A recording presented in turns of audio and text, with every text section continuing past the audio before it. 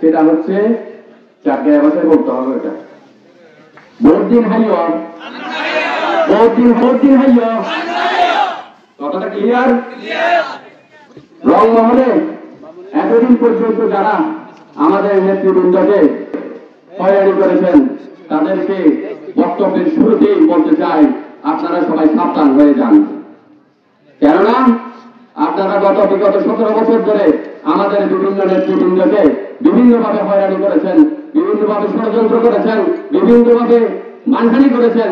তাই তাদেরকে বলবো, আপনারা এখন যদি সাবধান না হন তাহলে ভবিষ্যতে সাবধান হওয়ার সুযোগ পাবেন না।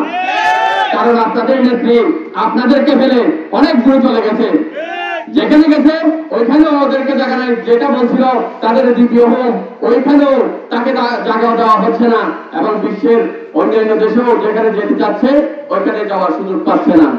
প্রায় আমাদের বিরোধী, আমরা তো বিরোধীদের ছিলাম, এখন যারা আপনারা সরকার পতন হয়েছে, যাদেরকে আমাদের ছাত্র, আমাদের বৈষম্য বিরোধী ছাত্র আন্দোলনে, একটা সামান্য আন্দোলনে আপনাদের তত্ত্ব লড়ে গেছে।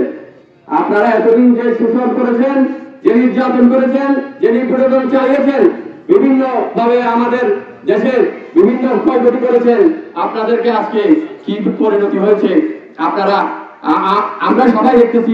আপনারা বিরোধী, আপনারা যারা সরকারি দলে ছিলেন বিগত হয়েছেন, তারাও আপনারা খেয়াল করেন 17 বছরের 17 ঘন্টা 17 মিনিট 17 মাস যায়নি এখনো। আপনারা কিভাবে রোডে যান, আপনারা কিভাবে রাস্তায় গিয়ে বুক ফুলিয়ে কথা বলেন, আমাদের নেতৃবৃন্দকে এখনো গিয়ে ওখানে সমালোচনা করেন, বিএনপির সমালোচনা করেন। আপনাদের এত সাহস কোথা থেকে আসছে?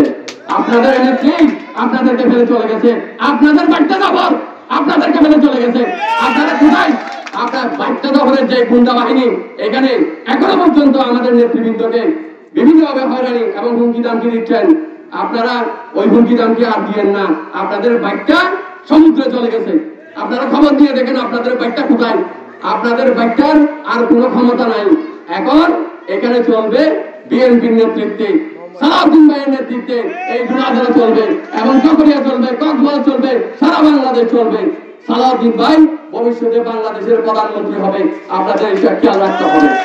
আপনারা যদি মনে করেন আজকে এতদিন আঘাত করেছেন, এখন এসে এখানে অনেকজন চেহারার আছে, আপনারা এসে আমাদের সাথে বিভিন্নভাবে যোগাযোগ করতেছেন, আপনাদেরকে বারণ করতেছি আল্লাহর ওয়াস্তে, আপনাদের হাতে ধরি পায়ে ধরি কোন নেতৃবৃন্দের সাথে আপনারা আঘাত করিয়েন না। আঘাতকারীদের আমাদের ওইখানে জায়গা হবে না। আপনারা যদি মনে করে থাকেন 17 বছরে আপনি বিভিন্নভাবে ব্যবসা বাণিজ্য করেছেন, বিভিন্নভাবে নেতৃবৃন্দকে অত্যাচার করেছেন, এগুলো আমরা 17 দিনে ভুলে যাব, এটা আপনাদের ভুল ধারণা। আর এখানে রংমহলের কথা বলতে চাই, 18 সালের নির্বাচনে যারা যারা ব্যালট নিয়েছিলেন আমাদের নেতৃবৃন্দকে কেন্দ্র থেকে বের করে দিয়েছিলেন, এবং আমাদের ছাত্র দল করা, যুব দল করা, বর্তমানে যে বিএনপির বর্তমানে কমিটিতে আছে সাইএম ভাইকে যারা বিভিন্নভাবে হয়রানি করেছেন, সমিতি থেকে বের করে দিয়েছেন, তাদের উপর সাবধান করতে চাই। আপনারা সাবধান হয়ে যান, নাইলে আমাদেরকে যদি দায়িত্ব নিতে হয় তাহলে আপনাদেরকে আমরা কোনো মতেই ছেড়ে দিব না। এখানে আপনারা মসজিদ দিয়ে রাজনীতি করেছেন, নুরানি দিয়ে রাজনীতি করেছেন, আপনাদের এই রাজনীতি বন্ধ করতে হবে। আর ওদিকে যারা এই কমিটিতে আছে তাদেরকে আপনারা এখানে রংমহলের যারা মানুষ আছেন তাদেরকে নিয়ে আপনারা নতুন কমিটি করেন, ওদেরকে বের করে দেন কমিটি থেকে।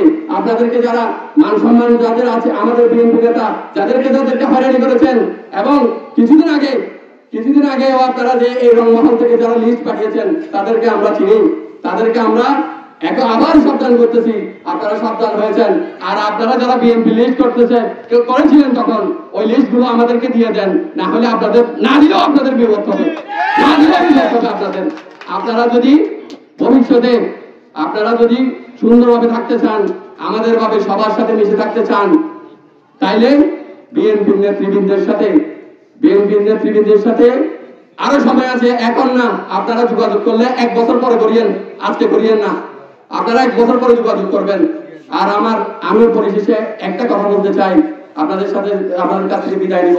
আমরা এখানে মুস্তফিজ স্যারের চেয়ারম্যান ইলেকশনে আমরা নির্বাচনে এসেছিলাম, ওই দিন আমরা কথা বলার সময় আমাদেরকে বিভিন্নভাবে হুমকি দিয়েছিলেন, তাদের নাম আমাদের জানা আছে। আর সে পরিশেষে বলবো, আমাদের এখানে আমাদের হিন্দু সম্প্রদায়ের একটা মন্দির আছে, রংমহলবাসীকে অনুরোধ করব আমি বিশেষভাবে অনুরোধ করব হিন্দু সম্প্রদায়ের লোকদেরকে আপনারা সর্বোচ্চ চেষ্টা করে ওদেরকে যেন নিরাপত্তা দেওয়া যায় এই অনুরোধ রেখে, এবং রংমহলবাসীকে আমি যদি আপনাদের মনে যদি কোনো কষ্ট দিয়ে থাকি, কথাবার্তায় যদি কোনো